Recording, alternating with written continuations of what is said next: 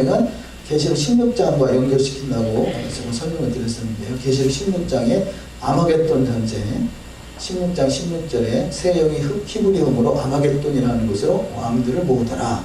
이 아마겟돈이 무깃도의 산으로 이스라엘에 있는 무깃도, 그 아마겟돈 이 지역, 이것이 곡감하고 전쟁이고, 이것은 천연왕국 전에 있었던 전쟁이고, 천연왕국 후에는 곡감왕국은 바로 미혹된 백성들을 곡감왕국이다, 그렇게 보고 있다는 거죠. 그래서 초막절은 초막이 거하라는 것을 세 번이나 강조했다. 그만큼 이 초막에 대해서 중요성을 나타내고 있습니다. 초막, 장막, 텐트. 이 야곱은 숲곳에 이르러 자기를 위하여 집을 짓고 짐승을 위하여 우리간을 지은 그로 그 땅 이름을 숲곳이라 그러더라. 초막을 숲곳이라고 그러죠. 숲곳 그런데 숲곳. 그래서 이들이 야곱이 숲곳에서 장막을 쳤고요. 또 모세가 출애굽해서 가장 첫 번째 장막을 친 곳이 숲곳이죠. 숲곳. 야곱이 쳤던 숲곳과 또 모세가 출애굽에서 가장 첫 번째 또 숲곳이라는 것을 초막, 하늘을 볼 수 있는 곳, 이것을 강조한다고 합니다.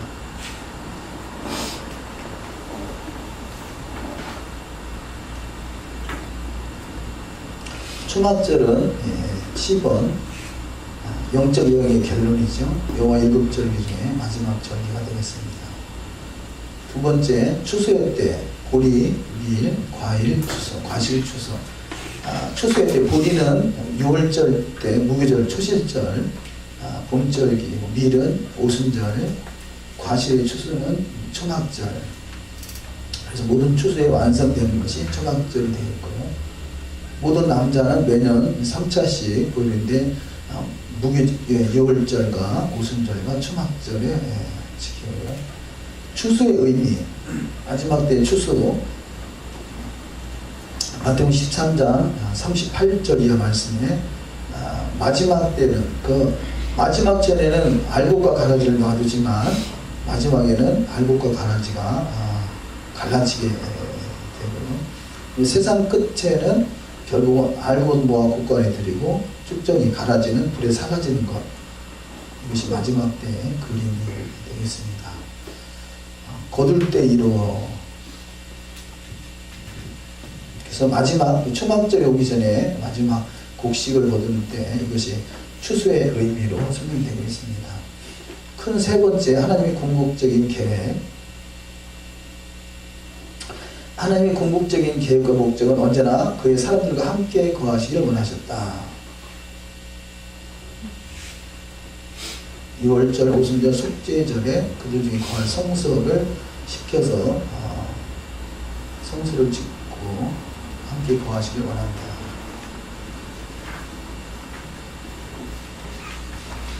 3페이지 10번. 그날에 그의 발이, 그날에 그의 발이 그 동편 감람산에 설 때, 그 가을절기 때 감람산에 서시는 모습. 그래서 감람산에 설 때가 바로 나팔절이라고 하시고요. 그래서 나팔절과 9절에서 천하의 왕으로 등극하시고, 그 다음에 예루살렘을 치러왔던 자들을 순식간에 다 멸하십니다. D번 초막절을 지킬 것이라 말씀하고요. 2번 장막이 사람들과 함께 있다.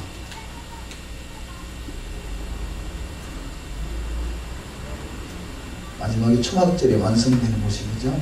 하나님의 장막이 사람들과 함께 있으네.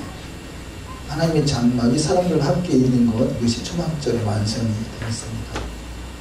새하늘과 새 땅, 새 예루살렘 성이 7,000년의 역사 끝자락에 등장하게 됩니다. 이사야 51장 6절, H번 장막집. 만일 땅에 있는 우리의 장막집이 무너지면 땅에 있는 우리의 장막집, 우리 육체를 말하죠. 하나님께서 지으신 집, 손으로 지은 것이 아니요 하늘에 있는 영원한 집, 성소, 이것이 거룩한 성 예루살렘을 말합니다. 그렇죠? 아이 장막을 벗어날 것.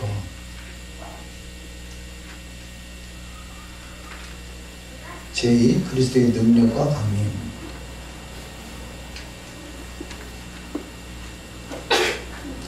변화산상에서 변화산상에서 베드로와 야고보와 요한이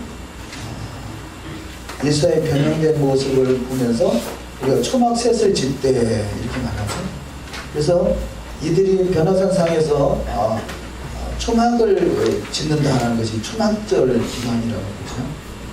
그래서 초막에 대한 이해가 있기 때문에 초막셋을 짓때, 과거에 초막절에 대한 이해가 없었기 때문에 그냥 하나의 그 성경 구절로만 봤습니다만, 이때가 초막을 짓는다는 것을 초막절을 상기하기도 할 수 있겠습니다. 그래서 변형되는 것, 마지막 때는 초막절 때와 같이 새하늘과 새 땅, 새 예루살렘의 모습으로 변화되겠죠.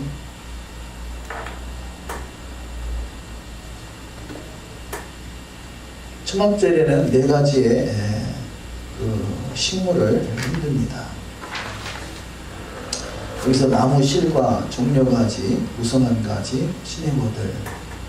그래서 4종류의 비밀에서 나무 실과는 아름다움과 열매를 맺어요. 종려가지, 그의 의와 구원의 능력, 무성한 가지, 찬송과 기쁨, 시내모들, 그리스도의 겸손, 고난의 종을 또 상징하기도 합니다.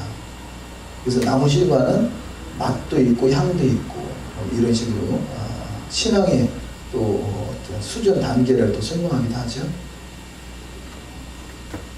초막절을 지키는 방법. 나무 실과는 왼손에, 또 종려가지, 무성한 가지, 시내모들은 오른손에 하나로 묶어서 손에 들고 흔듭니다. 부인 초막절의 성전을 봉헌하는 솔로몬. 솔로몬이 성전을 봉헌한 것도 초막절 때인 것을 볼 수 있습니다.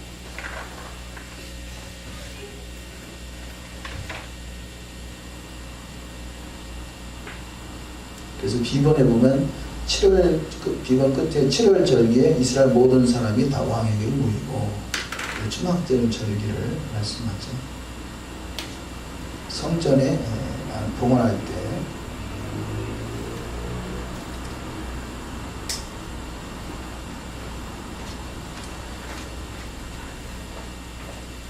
다음 5페이지에 초막절 예식, 초막절에 물의 예식이 있고요. 신랑 우물에서 들어온 물을 제단에 붓고 4개의 큰 불을 불을 세워서 사방을 밝힙니다. 이 의식은 유대인들이 광야 생활할 때 하나님이 주신 물을 해상케 해주는 일과 구름기둥으로 그들을 인도해 주신 축복을 기억하기 위함이다. 광야에 있었던 구름기둥, 불기둥으로 인도하시는 모습을 물을 떠서 제단에 붓고 이런 행사로 대전합니다. 물을 제단에 붓는 예식, 촛대 정하식. 그것은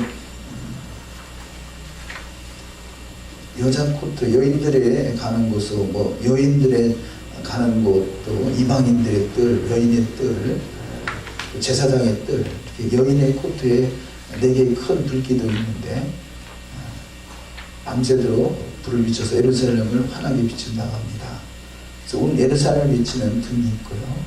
이때 제사장이 입던 낡은 옷을 가지고 심지를 만들어서 기름을 붓고 예루살렘을 밝힙니다.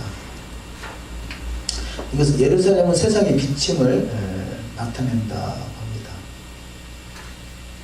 세상의 빛.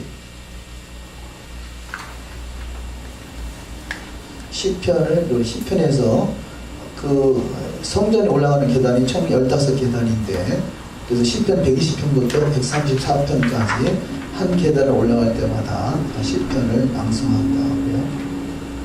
제사장들이 3그룹으로 나누어서 그 성전 제사장이 8명씩 3그룹으로 나누어서 제1그룹은 제단에서 희생제물을 드리는 책임을 수행하고, 2그룹은 수문을 통해 신령한 연못에 가서 물을 길어서 나누게 됩니다. 그때 수많은 사람들이 같이 참석해서 축제를 벌이고요. 이 명절 끝날에 예수께서 생수의 강이 흘러나리라 라는 말씀을 하시게 되죠. 물을 또 나르는 저들에게 물을 설명하고 있습니다. 구속을 상징하는 은주전자, 은주전에 포도주가 차있고 포도주는 피를 상징하고는 구속을 상징합니다. 은주전자와 금그릇,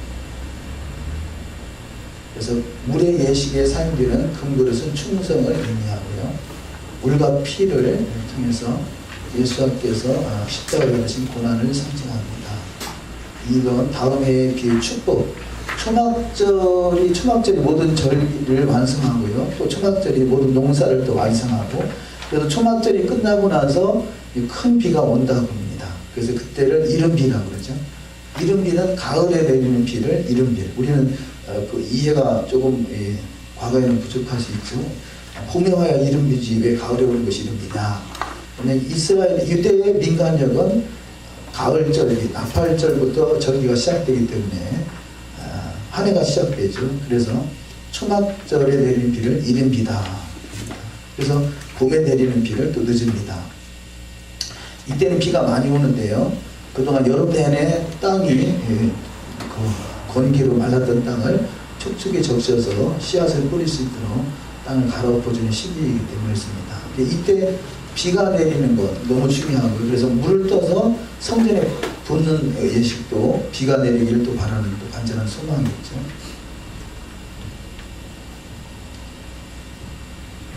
그래서 다음에 비의 축복, 초막절은 두 가지 면이 있는데, 첫째 물질적 육체적인 필요의 면과 하나님을 신뢰하는 믿음이 필요하다. 두 가지 의미를 가지고 그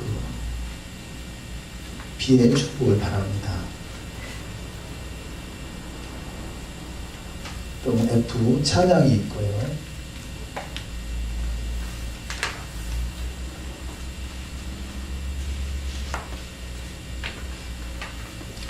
추막절날 7일째 되는 날 이사야 12장 2절 3절을 읽습니다. 보라 하나님은 나의 구원이시라 내가 의뢰하고 두려움이 없으리니 주 여호와는 나의 힘이시며 나의 노래시며 나의 구원이시니라. 그러면 너희가 기쁨으로 구원의 우물들에서 물을 기르리로다.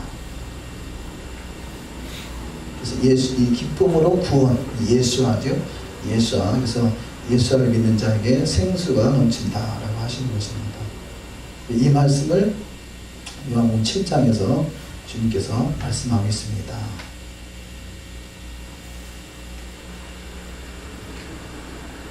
나머지 세 번째 그룹이 버들, 셋째 그룹들은 7페이지에 동문을 통해 모자 굴적에 내려가서 신의 버들들을 잘라서 제사장들이 줄을 만들어 큰 행진을 벌리면서 버들을 흔들면서 바람을 일으키는데, 이것은 성령을 상징한다고 합니다. 첫째 그룹은 제사를 드리고, 둘째 그룹은 생수를 부르고, 셋째 그룹은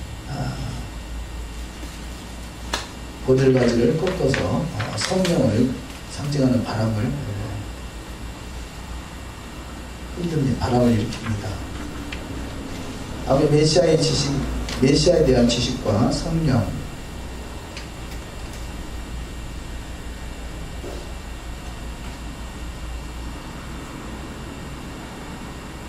초막절은 성령의 충만함, 물론 그 오순절을 이른비라 그러고 또 마지막 때 늦은비 성령 이렇게 표현하는 그 단체도 있습니다만, 이 초막절에 성령이 임하셔서 말씀을 받게 되고, 그래서 말씀이 또 새롭게 시작되죠. 그래서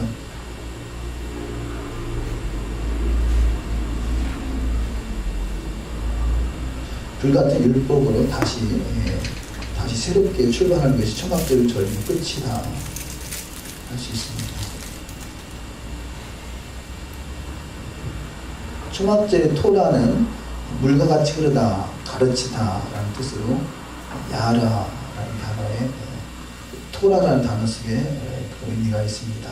비를 위해 기도하는 것은 말씀을 위해 기도하는 것입니다. 말씀을 위해 물로 비교된 토라 말씀, 복된 장막이 땅을 적시는 수납비, 물이 바다를 덮는 같이, 늦은 비와 같이, 이른 비와 늦은 비, 이런 내용들로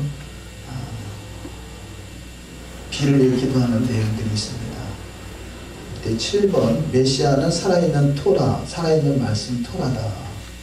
그래서 나의 교훈은 내리는 비다. 그래서 여호와의 말씀 토라와 비와 연결시켜서 설명하고 있습니다. 8페이지 비는 그 축복을 말하고,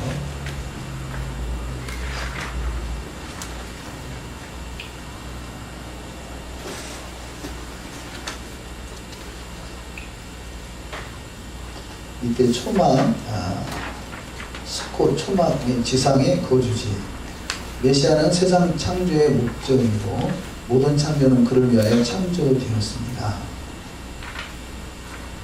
그래서 그분이 우리 가운데 거하시게 되는 것, 이것이 주님의 재림의 때가 되겠고요.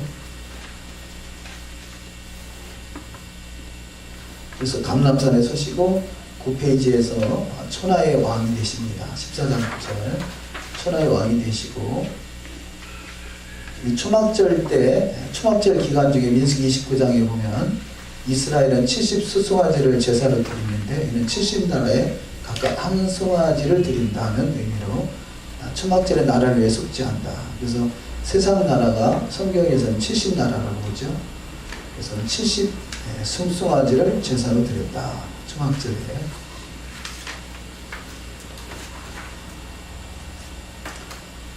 마지막 때 양과 염소가 갈라지게 되고요.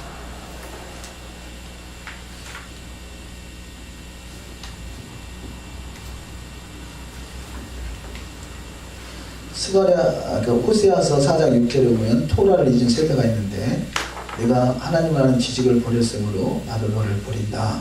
제사장이 되지 못하게 한다. 그래서 왕같은 제사장은 토라가 반드시 회복되어야 되겠습니다.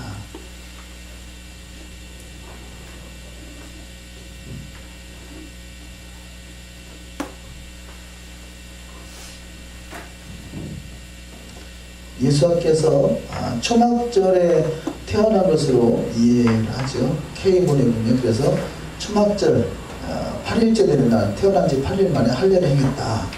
이렇게 이해를 합니다. 8일, 그래서 초막절 끝에 8일은 하루가 새 땅을 말하죠.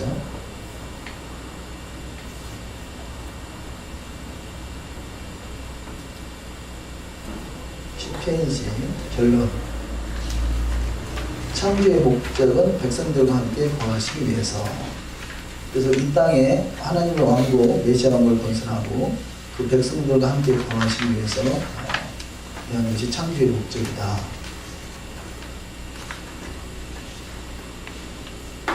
그래서 초막절은 메시아 왕국 시대를 예언하고 있으며, 우리들이 영적 여행이 결론을 맺는 뜻을 지니고 있다. 영적 여행이 결론이다. 다시 초막절에는 그때 율법이 시온에서부터 나오게 되고, 또 여호와 말씀 예루살렘에서부터 나와서 그 말씀으로 천하를 토라로 다스린 나라가 메시아 왕국으로 보고 있습니다. 그래서 이 초막절의 영적 의미로 호세아서 6장 3절에 그러면 우리가 여호와를 알자, 힘써 여호와를 알자. 그의 나오시면 새벽빛같이 일정하니 비와 같이, 땅을 적시는 늦은 비와 같이 우리 임하시리라 하리라. 그의 오심은 이른 비와 늦은 비같이 오신다. 그래서 초막절에 또 초막절에 초림하셨다고 봅니다. 초막절에 태어나시고 초막절에 초림하셨다.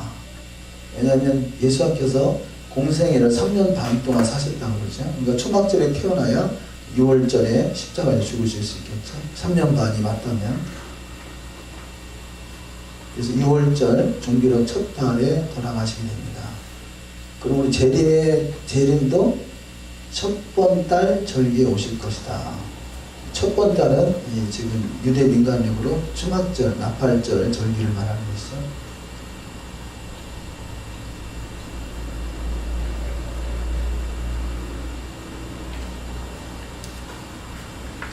대략 훑어봤습니다만 어떻게 질문이 있으시면 말씀해 주시고, 초막절에 관한 데에 대해서. 여기 영적 의미에서 예수님께서 초막절에 초림하셨다, 이것 뜻이 어떻게 그렇게 된다는 걸 좀 듣고 싶어요. 그리고 할례할 8일이 K번에 그 초막절에 8일을 말하는 게 맞는지 그것도 좀 그러니까 초막절에 주님이 초림하셨다, 태어나셨다라는 거잖아요.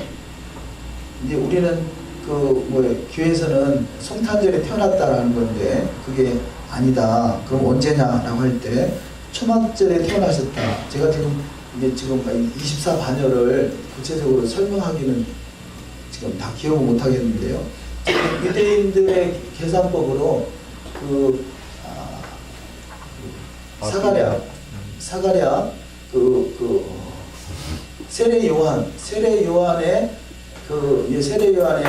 아버지 사가랴가 제사장인데 그 제사장의 반열을 계산해서 그런 계산법에 의해서 그러니까 세례 요한이 6월절에 태어났다고 보고요.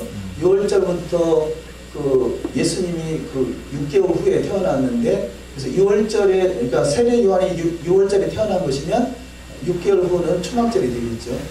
그런데 그래서 사가랴가 제사장인데 24반열에 의해서 드렸던 제사 그런 시간을 계산해서 6월절이라는 그 숫자가 나오더라고요. 그래서 6월절에 숫자가 나오니까 6월절부터 예수께서 태어난 날이 6개월 후니까 초막절이다 그렇게 설명을 하는 부분이 있어요. 아마 인터넷에 보면 자료가 있을 거예요. 아마 우리 사이트에도 자료가 제가 올려놓은 기억은 있는데요. 그 24반열 계산하는 부분을 제가 자세히는 지금 다 기억을 못하는데.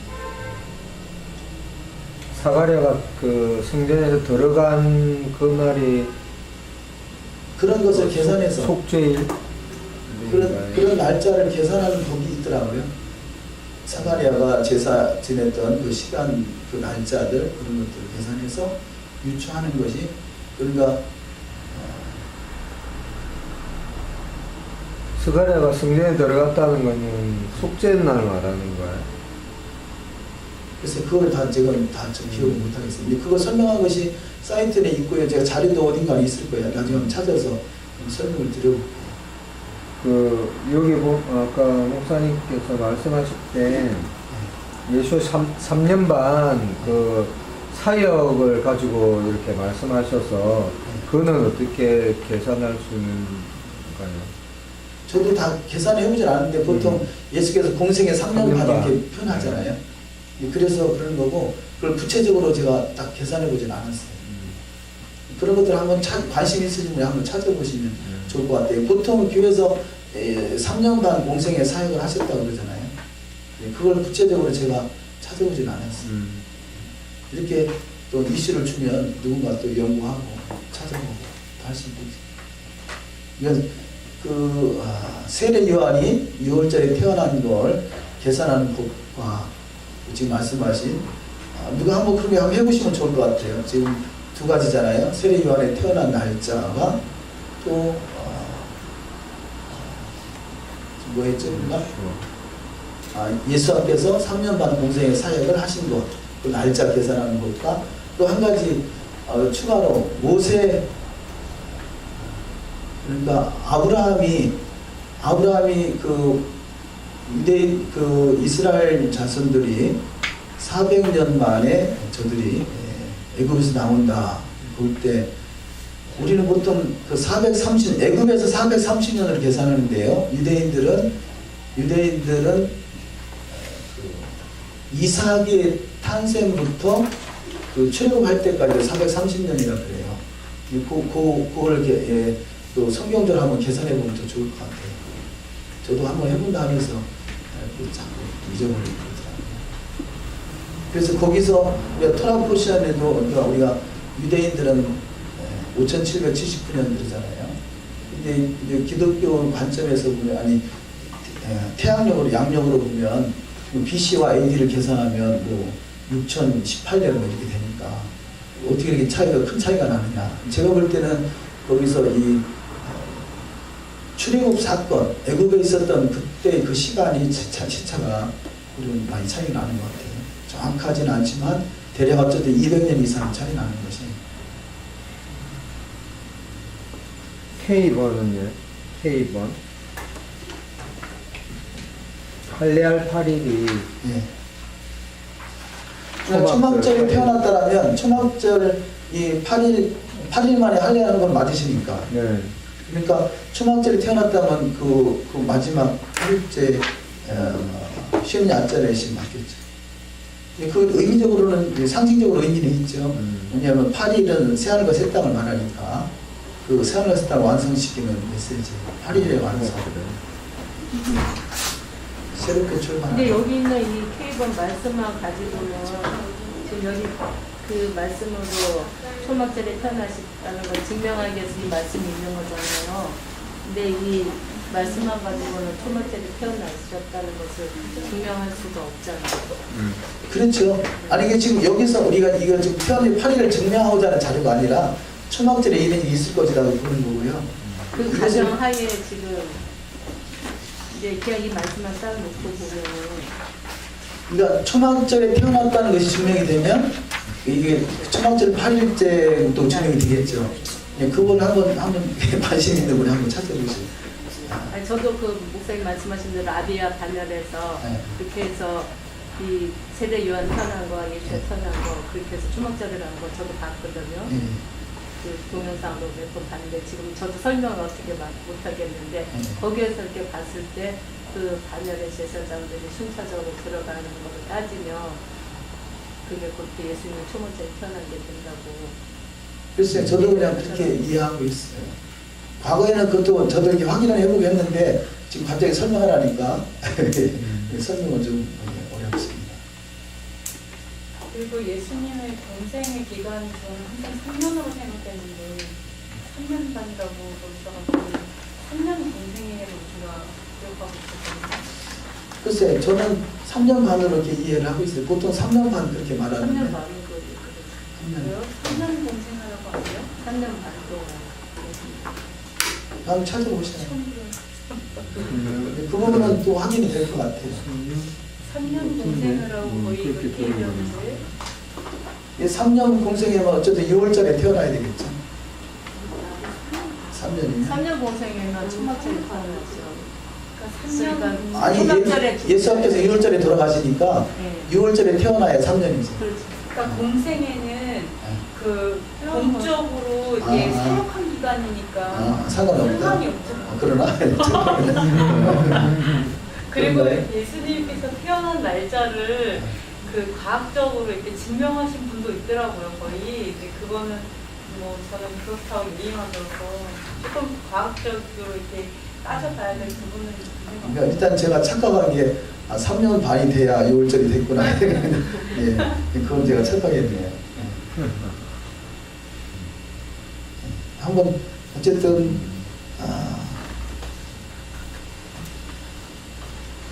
6월절에 꼭 초막절에 꼭 태어나야 될 그런 어떤 안 그러면 큰일 날 일들이 있는 건 아니겠죠?